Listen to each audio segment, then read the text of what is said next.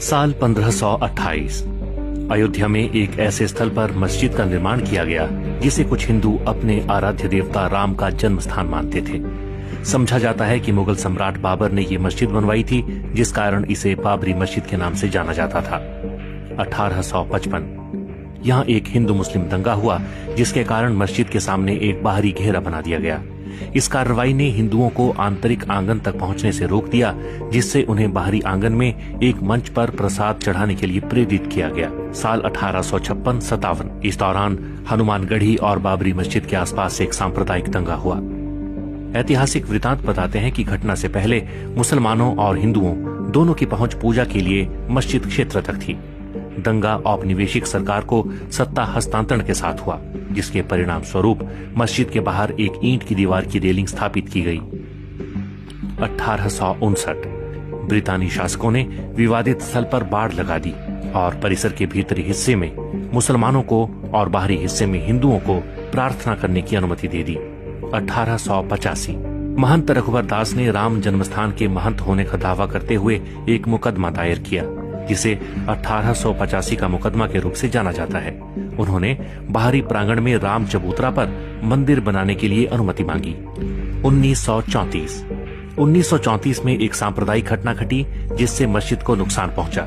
हालांकि इसे बाद में बहाल कर दिया गया। दस्तावेजों से पता चलता है कि औपनिवेशिक प्रशासन ने मस्जिद की मरम्मत और नवीनीकरण को मंजूरी दे दी। साथ ही घटना के दौरान मस्जिद को हुए नुकसान के लिए हिंदुओं पर जुर्माना लगाया गया। 1949 मस्जिद में भगवान राम की मूर्तियां मिली। कथित तौर पर कुछ हिंदुओं ने ये मूर्तियां वहां रख दी थीं। सरकार साइट को विवादित क्षेत्र घोषित करती है और प्रवेश द्वार पर ताला लगा देती है। 16 दिसंबर 1949 को के नैयर ने उत्तर प्रदेश के गृह सचिव गोविंद नारायण को बाबरी मस्जिद स्थल पर एक ऐतिहासिक मंदिर के बारे में सूचित किया। बाद में नैयर भारतीय जनसंघ के उम्मीदवार के रूप में लोकसभा के सदस्य बने।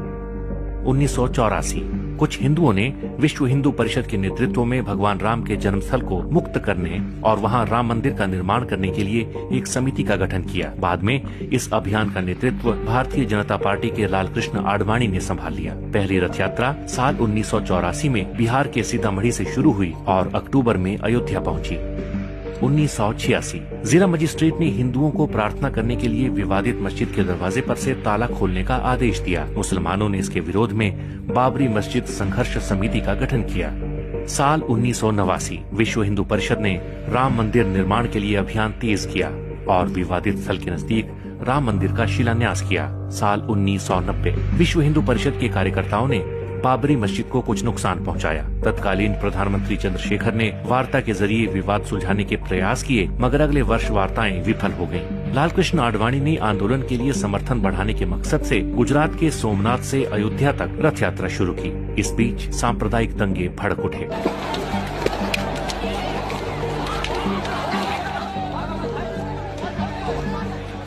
1992 विश्व हिंदू परिषद, शिवसेना और भारतीय जनता पार्टी के कार्यकर्ताओं ने 6 दिसंबर को बाबरी मस्जिद को ध्वस्त कर दिया। इसके परिणाम स्वरूप देश भर में हिंदू और मुसलमानों के बीच सांप्रदायिक दंगे भड़क उठे। दंगों में 2000 से ज्यादा लोग मारे गए।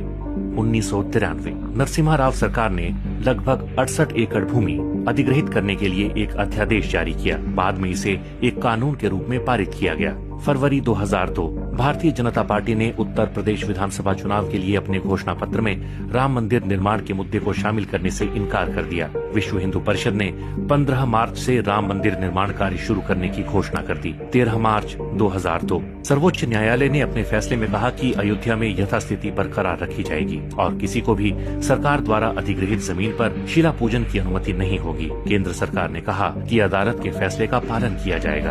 अप्रैल 2003 में इलाहाबाद हाईकोर्ट के निर्देश पर पुरातात्विक सर्वेक्षण विभाग ने विवादित स्थल की खुदाई शुरू की। जून महीने तक खुदाई चलने के बाद आई रिपोर्ट में कहा गया कि उसमें मंदिर से मिलते जुलते अवशेष मिले हैं। मई 2003 सीबीआई ने 1992 में अयोध्या में बाबरी मस्जिद गिराए जाने के मामले में तत्कालीन उप प्रधानमंत्री लालकृष्ण आडवाणी समेत 8 लोगों के खिलाफ पूरक आरोप पत्र दाखिल किए। अगस्त 2003 भाजपा नेता और प्रधानमंत्री अटल बिहारी वाजपेयी और उप प्रधानमंत्री लालकृष्ण आडवाणी ने राम मंदिर निर्माण के लिए एक विशेष विधेयक बुलाने के वीएचपी के अनुरोध को अस्वीकार कर दिया। अप्रैल 2004 आडवाणी ने अयोध्या में अस्थायी राम मंदिर में पूजा की और कहा कि मंदिर का निर्माण जरूर किया जाएगा। 28 जुलाई 2005 लाल कृष्ण आडवाणी बाबरी मस्जिद विध्वंस मामले में रायबरेली की एक अदालत में पेश हुए। अदालत ने लाल कृष्ण आडवाणी के खिलाफ आरोप तय किए। 20 अप्रैल 2006 कांग्रेस के नेतृत्व वाली यूपीए सरकार ने लिब्राहान आयोग के सामने लिखित बयान में आरोप लगाया कि बाबरी मस्जिद को ढहाया जाना सुनियोजित षड्यंत्र का हिस्सा था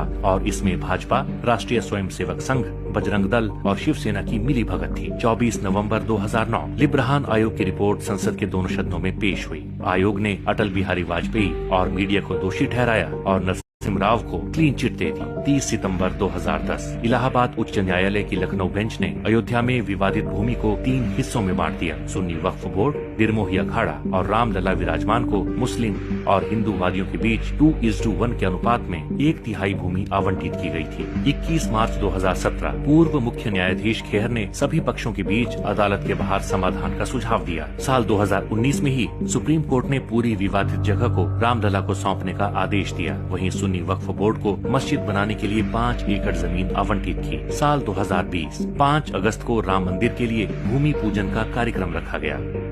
22 जनवरी 2024 नए राम मंदिर का अयोध्या में उद्घाटन होगा।